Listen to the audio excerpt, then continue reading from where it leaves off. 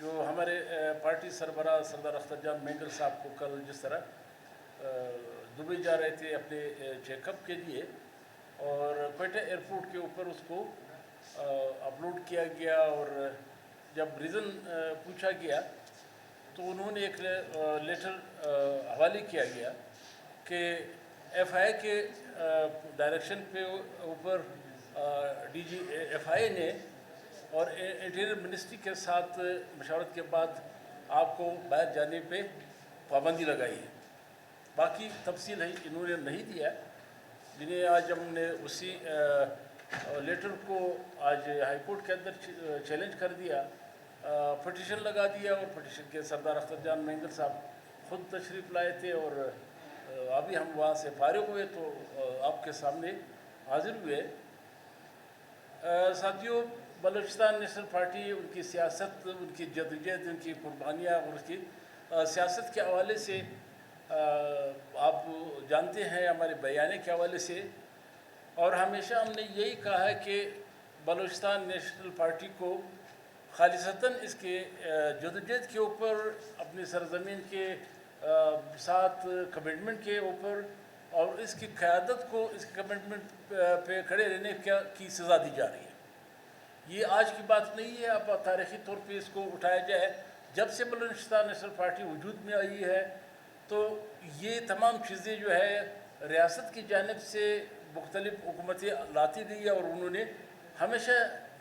Balochistan national party کو انتقامی کارروائی کا وہ بنایا۔ تو آج بھی ہم سمجھتے ہیں کہ کچھ دن قبل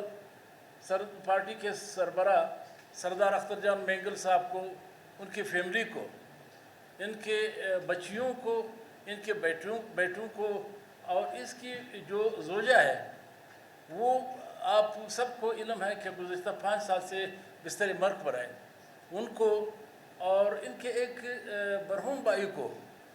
ظفر اللہ مینگل جو اس کا انتقال ہو چکا ہے، ان سب کو انہوں نے ایف آئی کی جانب سے نوٹس جاری کیے گئے اور ان پہ الزامات لگائے کہ ایک ہی پوائنٹ لکھا ہے کہ مارنگ بلوچ کو سپورٹ کرنے، اس خواتین کو سپورٹ کرنے کی پاداش میں ان کے خلاف انکوائری انیشیٹ ہوئی ہے، اور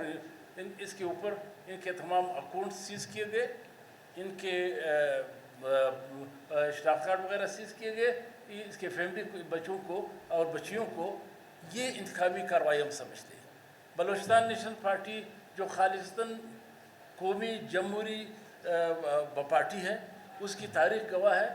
کہ ہر وقت انہوں نے ایک پرامن سیاسی جدوجہد کی ہے اپنے وسائل کے پر دسترس حاصل کرنے کے لیے۔ آج بھی ہم کہتے ہیں کہ ہماری پارٹی کبھی بھی اس سیاست سے پیچھے نہیں ہٹے گی، نہ ہماری قیادت اس بات سے پیچھے ہٹے گی کہ ہمارے قائدین سردار عطا اللہ خان مینگل اور ہزاروں وہ رہنما